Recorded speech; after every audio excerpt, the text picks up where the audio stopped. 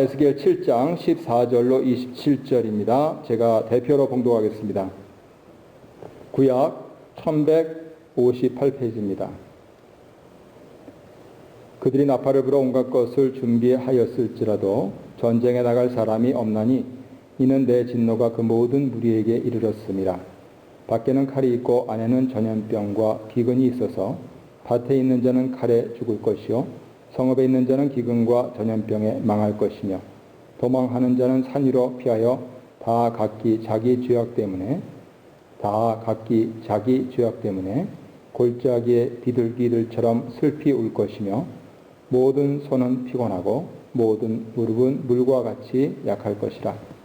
그들이 굵은 배로 허리를 묶을 것이요 두려움이 그들을 덮을 것이요 모든 얼굴에는 수치가 있고 모든 머리는 대머리가 될 것이며 그들이 그 은을 거리에 던지며 그 금을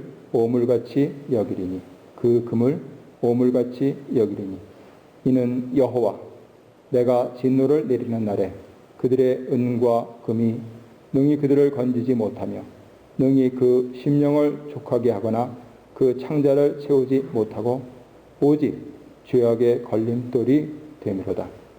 그들이 그 화려한 장식으로 말미암아 교만을 품었고 또 그것으로 가증한 우상과 미운 물건을 만들었은즉 내가 그것을 그들에게 오물이 되게 하여 타국인의 손에 넘겨 약하게 하며 세상 악인에게 넘겨 그들이 약탈하여 더럽히게 하고 내가 또 내 얼굴을 그들에게서 돌이키리니 그들이 내 은밀한 처소를 더럽히고 포악한 자도 거기 들어와서 더럽히리라.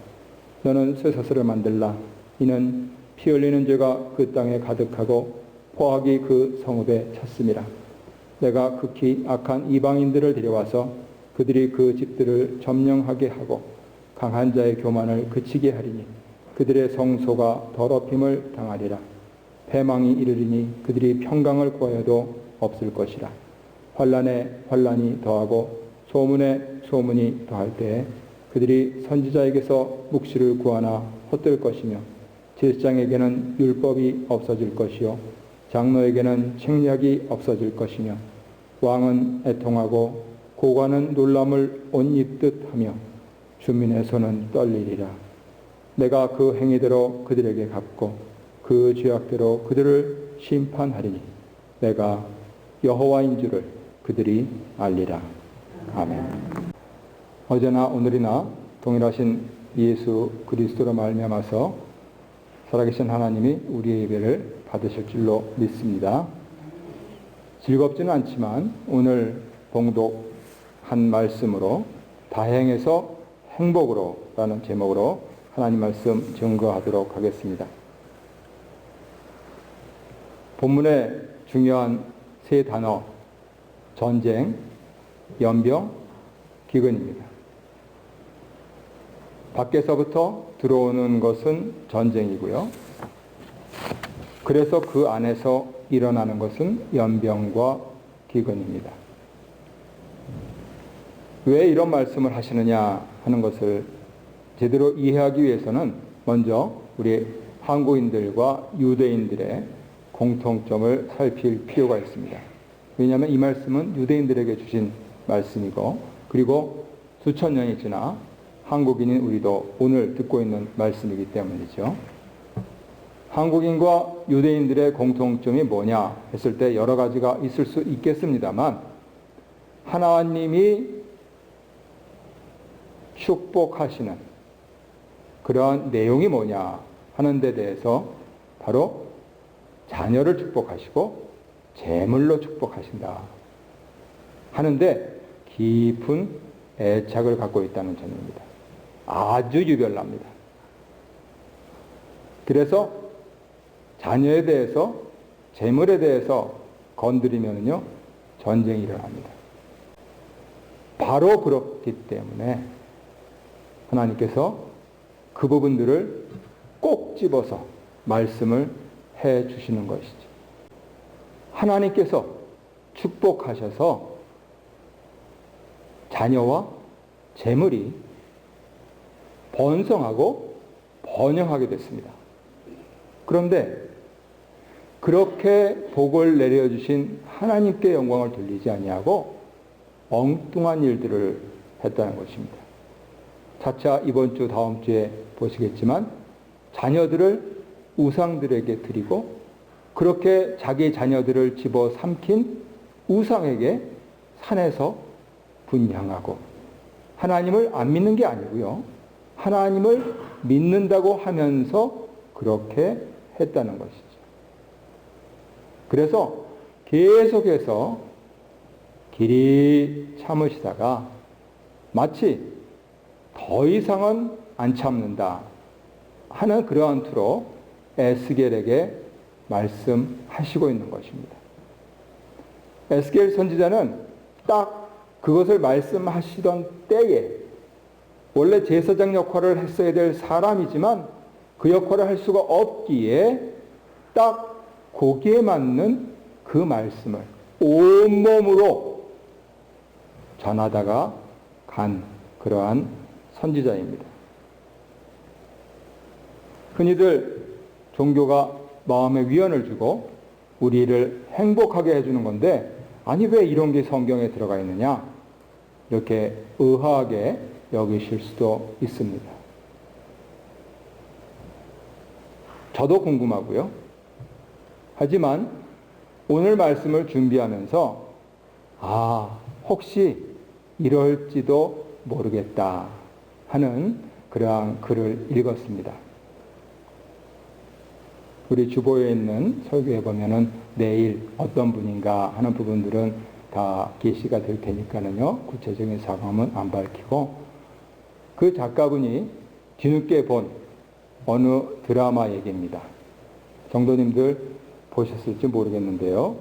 내용이 사고로 한쪽 다리가 절단된 아들 그리고 어머니의 이야기입니다.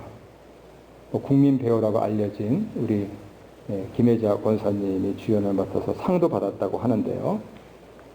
사고가 나서 아들이 운동의 날 학교에 가기 싫다고 그러니까 아주 모진 말을 어머니가 퍼붓습니다. 아파도 학교에 가서 아파 하고 말이죠. 그래서 그 말 한마디가 어린 아들에게 빗으로 꽂히는데요.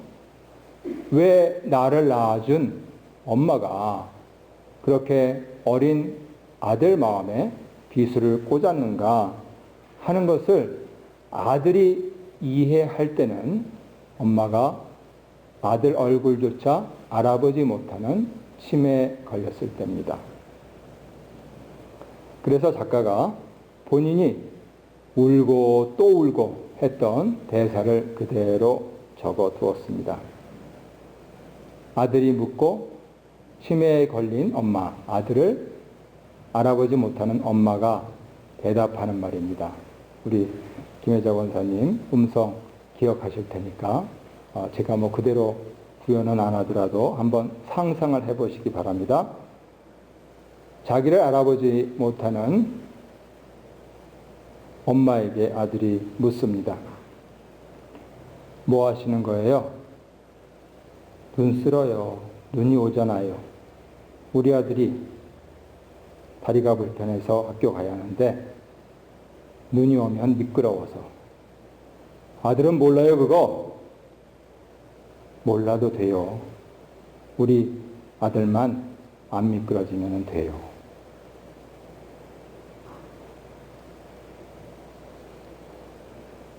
에스겔 1장부터 24장까지 하나님이 그렇게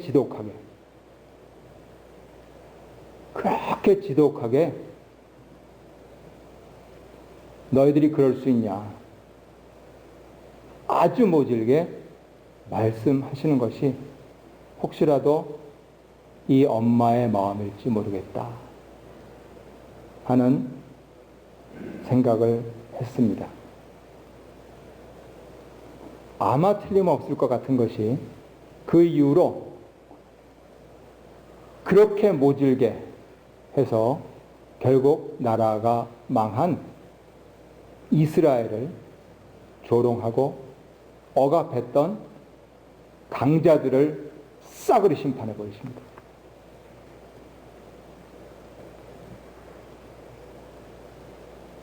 그리고 33장부터는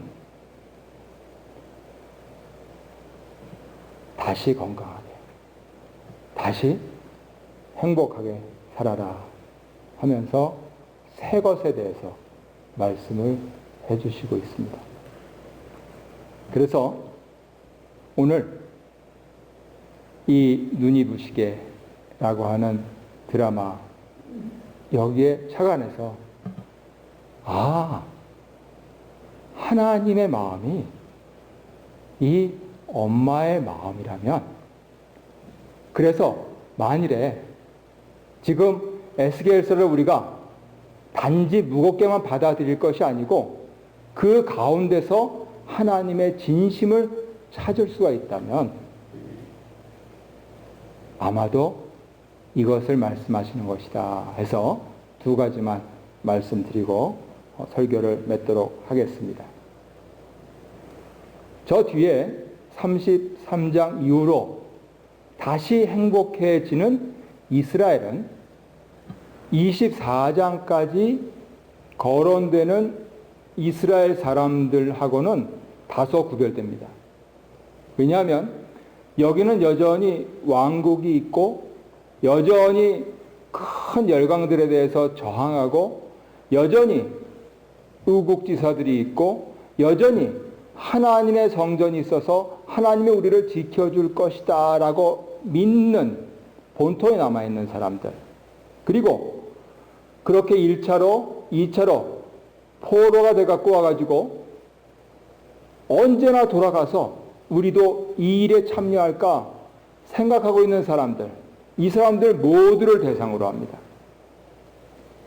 그런데 33장부터 말씀하시는 새 하늘과 새 땅에 새 성전에 대한 것은 이 사람들이 깡그리 망하고 나서 그렇게 해서 비전도 없고 묵시도 없고 자문도 없고 율법도 없었던 그 사람들, 글자대로 그루터기조차 남지 않았을 것 같았던 그 사람들 가운데서 하나님께서 에스겔에게 누누이 말씀하신 것처럼 에스라를 통하여서 율법을 회복시키시고, 그리고 예레미야를 통하여서 예언하신 대로 70년 만에 다시 본토로 귀환하게 하시고, 그리고 그 참 도저히 비교가 안 되는 그 초라한 성전이지만 다시 성전을 건축하게 하시고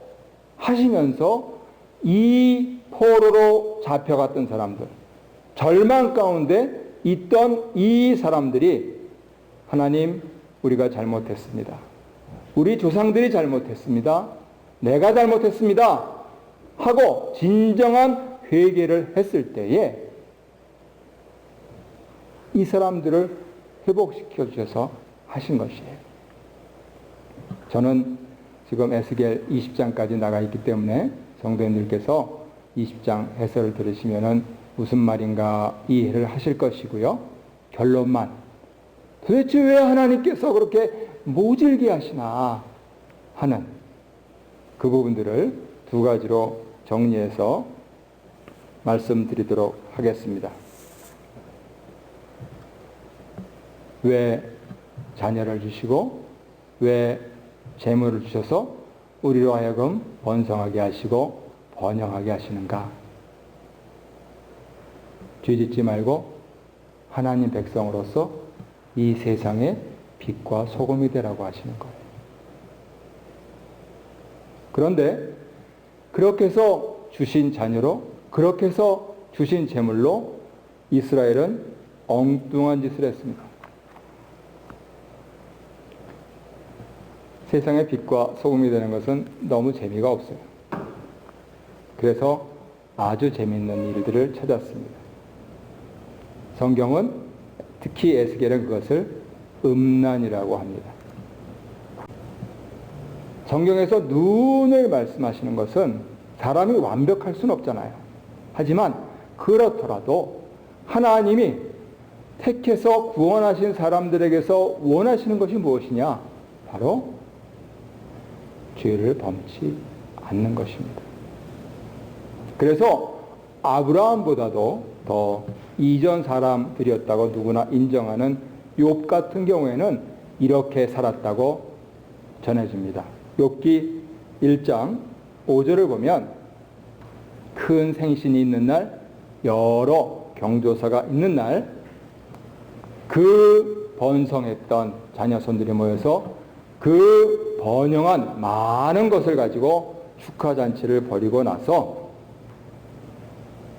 그들이 차례대로 잔치를 끝내면 욥이 그들을 불러다가 성결하게 하되 아침에 일어나서 그들의 명수대로 번제를 드렸으니 이는 욥이 말하기를 혹시 내 아들들이 죄를 범하여 마음으로 하나님을 욕되게 하였을까 함이라. 이렇게 전해줍니다. 그래서 하나님 백성들은 무릇 늘 하나님을 경외함으로써 살아가는 것이 일상이 되어야 한다 하는 것을 말씀을 하는 것이죠. 오늘은 괜찮겠지 하면은요, 그 오늘이 한 달이 되고요, 그 한 달이 1년이 되고요, 그 1년이 10년이 되고요, 그 10년이 평생이 됩니다. 그래서 예수님께서 이 부분들을 경계하셔서 요한복음 16장에서 이렇게 말씀을 하십니다. 8절에 보면 그가 와서는 성령님이십니다. 성령님이 죄에 대하여, 의에 대하여, 심판에 대하여 세상을 책망하시리라. 잘 들으세요. 죄에 대하여, 의에 대하여, 심판에 대하여 누구를 책망하십니까?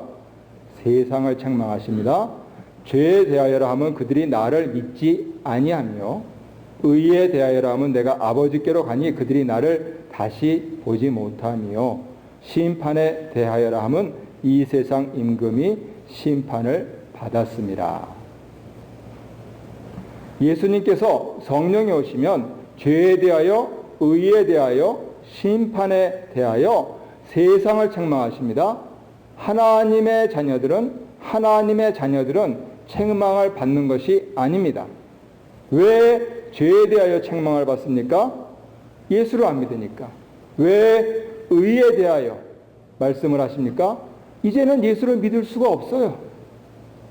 왜 심판에 대하여 말씀하십니까? 우리가 우러르고 그렇게 따라가고 싶어하는 세상 임금들이 이미 벌을 받았다, 심판을 받았다, 이렇게 설명하십니다. 여기에서 에스겔서 오늘 본문 7장을 비롯해서 성경에서 말씀하시는 죄와 벌에 대한 그러한 내용들을 우리가 잘 깨달아야 됩니다. 세상에서는 죄를 지으면 벌을 받죠. 이것이 사법체계입니다. 그런데 하나님의 법정에서는요, 이것이 하나입니다. 그래서 아니 우리 같은 사람들이 어떻게 죄 안 짓고 살아? 이렇게 하는 말이 무색할 정도로 하나님 백성들은 죄 짓지 않고 살아라 하는 뜻으로 번성과 번영을 주신다는 말이에요. 그러면 이게 무슨 말이냐 하면은요, 내가 하나님을 안 믿어 하는 것 자체가 벌이라는 뜻이에요. 아니 예수를 안 믿는 것이 죄 짓는 거 아니냐? 예. 그래서 심지어는 그 유명한 임금들도 이미 심판을 받는 것이에요. 그러니 이 더운데, 이 바쁜데 하나님께 나와서 예배드리며 내가 예수 믿습니다 하는 것을 표하는 것 자체가 죄 짓지 않고 사는 것이요. 아유, 오늘 바쁜데 뭐 다음에 또 하지. 이렇게 생각하는 것 자체가 벌 받는 것일 수도 있다 하는 그런 해석입니다. 그런 맥락에서 에스겔서를 잘 묵상해 보시기 바랍니다. 예루살렘에 남아있던 사람들은 우국지사였습니다. 성전을 사수하려고 했던 사람들이었습니다. 하지만 하나님 결국 이번 주에 보시면은 그 성전을 떠나십니다. 아무리 구중궁궐에 아무리 화려하게 우리의 자손과 재물을 일군다 하더라도 하나님 떠나시면 심판입니다. 초가 3칸이라도 당장 내일 먹을 것을 걱정할지라도 하나님이 함께 하시면 그것이 죄짓지 않고 사는 것이다 하는 그 말씀을 하고 있는 것이죠. 두 번째로, 왜 하나님께서 우리로 하여금 번성하게 하시고 번영하게 하시느냐? 부족하지 않게 하시려고 이렇게 말씀을 전하려고 합니다. 이 부분들에 대해서 예수님께서 마태복음 19장에서 어느 번영했던 청년을 만나신 것을 우리가 기억할 필요가 있습니다. 마태복음 19장 16절을 보면 어떤 사람이 주께 와서 이르되 선생님이여 내가 무슨 선한 일을 하여야 영생을 얻으리이까? 예수께서 이르시되 어찌하여 선한 일을 내게 묻느냐? 선한 이는 오직 한 분이시니라. 네가 생명에 들어가려면 계명들을 지키라. 이르되 어느 계명이오니이까? 예수께서 이르시되 살인하지 말라, 간음하지 말라, 도둑질하지 말라, 거짓 증언하지 말라, 내 부모를 공경하라, 내 이웃을 네 자신과 같이 사랑하라 하신 것이니라. 그 청년이 이르되 이 모든 것을 내가 지키었사온데 아직도 무엇이 부족하니이까? 예수께서 이르시되 네가 온전하고자 할진대 가서 네 소유를 팔아 가난한 자들에게 주라. 그리하면 하늘에서 보화가 네게 있으리라. 그리고 와서 나를 따르라 하시니, 그 청년이 재물이 많으므로 이 말씀을 듣고 근심하며 가니라. 무엇이 부족합니까? 아무 부족한 게 없어요. 재물도 많고 계명도 다 지켰습니다. 이 청년에게 결과적으로 무엇이 부족합니까? 예수가 없다 하는 것입니다. 계명도 지켰고 재물도 있는데 예수님이 없는 것이 부족하다 그겁니다. 나라도 있고 성전도 있는데 하나님이 안 계시다 그겁니다. 에스겔은 그걸 말씀을 하시는 거예요. 제발 부족하지 않게 살아라. 하나님으로 말미암아 예수님으로 충분하다 하는 이것을 믿으라 하는 말씀이에요. 그러니 우리가 어떻게 죄를 안 짓습니까? 우리가 어떻게 풍족합니까? 이런 질문하지 말고 오직 유대인들에게 여호와 하나님, 우리에게 주 예수 그리스도 그분 한 분이면 족하다 하는 그 믿음을 회복해야 할 것입니다. 그것이 우리의 힘으로는 안 됩니다. 그래서 예수님께서 이제 생애 마지막 순간에 제자들에게 매우 비밀스러운 말씀을 해 주실 때, 아까 죄에 대해서, 의에 대해서, 심판에 대해서 말씀하시기 직전에 계속해서 성령에 대해서 말씀을 하세요. 그랬을 때 요한복음 14장 14절 이하를 보시면 이렇게 되어 있습니다. 내 이름으로 무엇이든지 네게 구하면 내가 행하리라. 너희가 나를 사랑하면 나의 계명을 지키리라. 내가 아버지께 구하겠으니 그가 또 다른 보혜사를 너희에게 주사 영원토록 너희와 함께 있게 하리니 그는 진리의 영이라. 세상은 능히 그를 받지 못하나니 이는 그를 보지도 못하고 알지도 못함이라. 그러나 너희는 그를 아나니 그는 너희와 함께 거하시며 또 너희 속에 계시겠습니다. 내가 너희를 고아와 같이 버려두지 아니하고 너희에게로 오리라. 아멘. 그래서 오늘 하나님 아버지께서 왕과 고관한테 묻고 싶으니 가봐. 선지자한테 묻고 싶으니 그래 가봐. 제사장한테 묻고 싶으니 가봐. 네 이웃들한테 묻고 싶으니 가봐. 아무것도 없다. 이렇게 말씀을 하시고 있는 것입니다. 지금 쭉 나열한 것은 사람들이. 아니, 하나님이 안 계셔서 그 모든 번성과 번영이 도루묵이 될 상황인데 왜 자꾸 사람을 찾아가느냐 그거예요. 하나님께 가야지. 예수님 소개해 주신 대로 성령님을 찾아야지. 도대체 무슨 일을 하고 있는 거야? 하고 에스겔을 통하여서 오늘 우리에게 말씀을 해 주시고 있는 것입니다. 이것이 국가적으로 안보와 경제적으로 참 위기다라고 생각될 때에 우리가 바로 하나님 살려주십시오 하고 기도해야 될 것이고요. 우리의 가정과 사업과 교회를 생각할 때 어떻게 하면 좋습니까? 라고 했을 때 하나님 살려주십시오 하고 나가야 될 그러한 근거가 되는 것입니다. 말씀의 결론을 맺겠습니다. 성도님들께서 좋아하시던 좋아하시지 않던 쭉 나갈 것입니다. 그랬을 때 이 모질게 보이는 하나님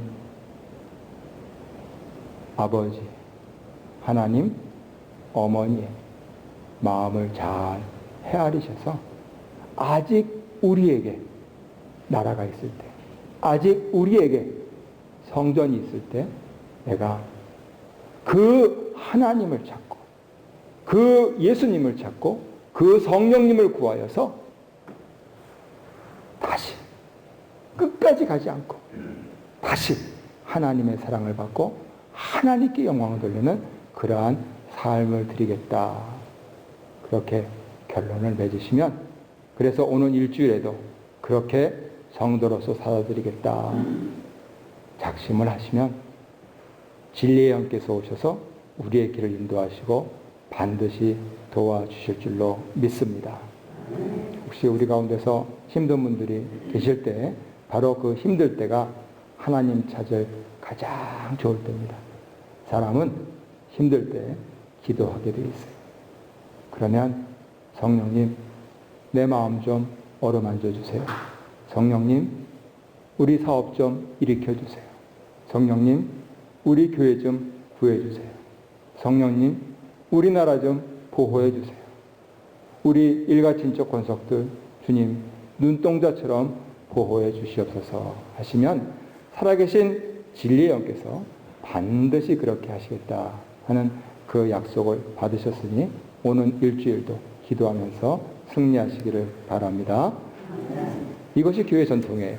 그래서 사도들은 금과 은이 없어도 오직 예수 이름으로 라고 하는 그 단 한 가지로 나아가서 오늘날 인종도 다르고 나라도 다른 우리까지도 그 예수 이름을 부르고 있는 것입니다.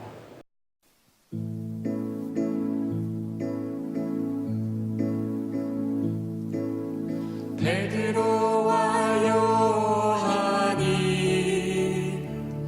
기도하러 올라갈새 성전 미문에 앉은 못 걷는 자 구걸을 하였네. 금과 은 나 없어도 내게 있는 건 내게 주니 곧 나사렛 예수 이름으로 일어나 걸어라.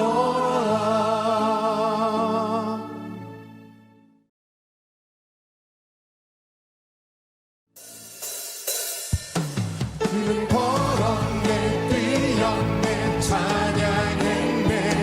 그는 걸었네 뛰었네 찬양했네. 곧 나사렛 예수 이름으로 일어나. 그는 걸었네요. 그는 걸었네. 그는 걸었네 뛰었네 찬양했네.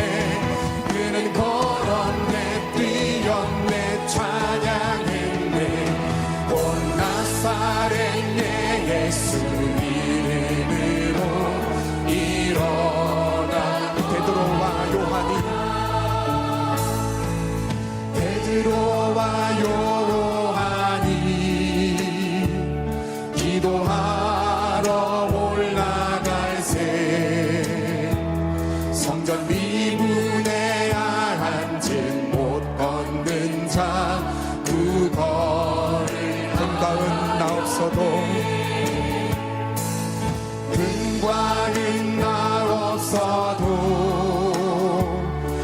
내게 있는 건 내게 주니 곧 나사렛 예수 이름으로 일어나 걸어 그는 걸었네 뛰었네 그는 걸었네 뛰었네 찬양했네 그는 걸었네 뛰었네 찬양했네 곧 나사렛 예수 이름으로 일어나 그는 걸었네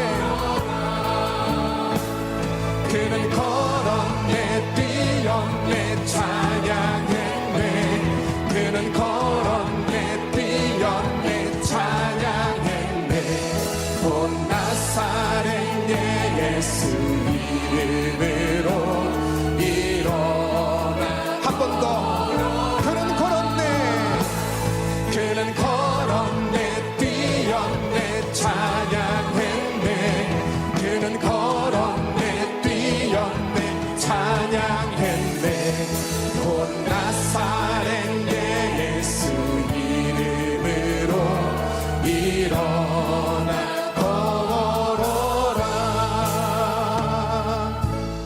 아멘.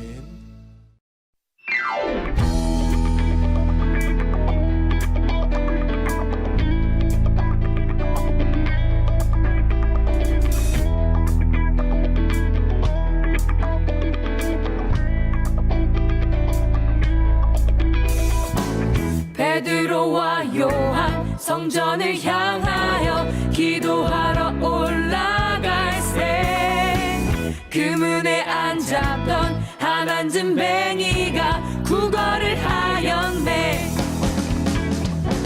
금과 은 나에겐 하나도 없으니 내게 있는 건 내게 주니 나사렛 예수의 이름을 명하니 그 이름 믿으라 그는 걸었네 뛰었네 찬양했네 그는 걸었네 뛰었네 찬양했네 온 나사렛 예수 이름으로 일어나 걸으라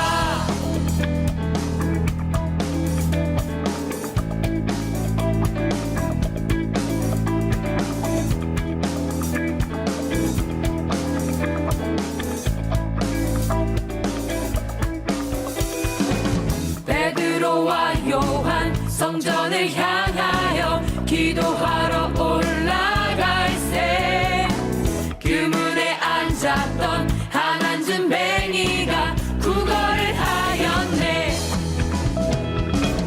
금과 은 나에게 하나도 없으니 내게 있는 건 내게 주니 나사렛 예수의 이름을 명하니 그 이름 믿으라 그는 걸었네 뛰었네 찬양했네 그는 걸었네 뛰었네 찬양했네 온 나사렛 예수 이름으로 일어나 걸으라 그는 걸었네 뛰었네 찬양했네 그는 걸었네 뛰었네 찬양했네 온 나사렛 예수 이름으로 일어나 걸으라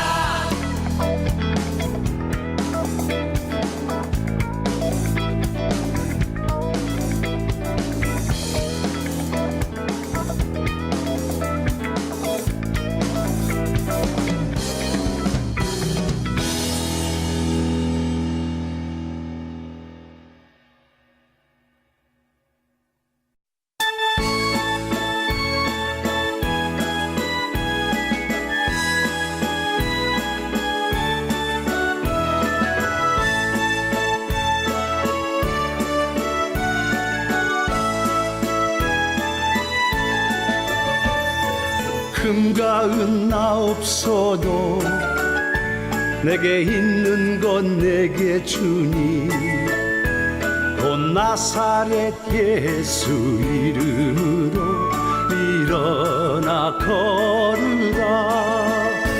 그는 걸었네 뛰었네 찬양했네. 그는 걸었네 뛰었네 찬양했네 곧 나사렛 예수 이름으로 일어나 걸으라 금과 은 나 없어도 내게 있는 건 내게 주니 곧 나사렛 예수 이름으로 일어나 걸으라 그는 걸었네 뛰었네 찬양했네 그는 걸었네 뛰었네 찬양했네 곧 나사렛 예수 이름으로 일어나 걸으라